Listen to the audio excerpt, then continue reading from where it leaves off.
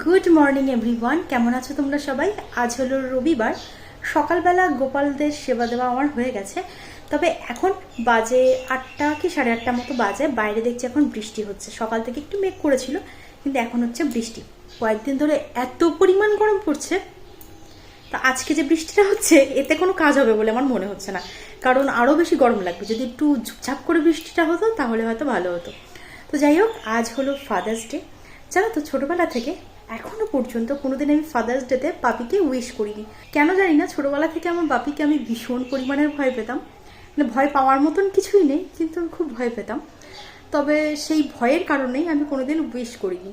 তবে ভাগ্য করে আমি দুটো বাবাকে পেয়েছি আমার জীবনে। এক আমার বাবা, মানে নিজের বাবা, আমার বাপি, আর এক হলো আমার শ্বশুরমশাই। তো এরা দুটো মানুষ যারা, মানে কি বলবো, আমার মুখের কথায় বুঝতে পারে যে আমার কষ্ট হচ্ছে কি, আমার কোনটা প্রয়োজন আছে, বা মানে কি বলবো, সব কিছুই বুঝতে পারে যায় আমার মুখের কথায়। আমার বাপিকে যদি কোনোদিন আমি ফোন করে কোনো কথা বলি, তো ফোনের মধ্যেই আমার গলা শুনে বুঝতে পারে যে আমার অসুবিধা হচ্ছে কি, আমি ভালো আছি কি খুশি আছি। আমার বাপি কিন্তু খুব বেশি কথা বলে না, একদমই বলে না। তো যাই হোক, জীবনে দুটো বাবাকে পেয়েছি খুব ভাগ্য করে। তবে দুর্ভাগ্যবশত এবছর আমি আমার শ্বশুরমশাইকে হারিয়ে ফেলেছি। কিছু করার নেই।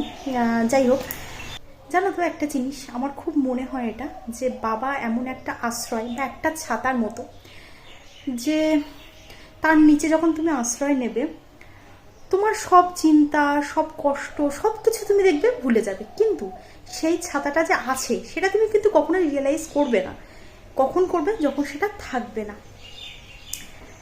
বলে না, দাঁত থাকতে দাঁতের মর্যাদা কেউ দেয় না। তো ব্যাপারটা ঠিক ওরকমই একটা। তো যাই হোক, অনেকটা জ্ঞান দিয়ে ফেললাম, অনেক মনের কথা তোমাদের সঙ্গে বলে ফেললাম।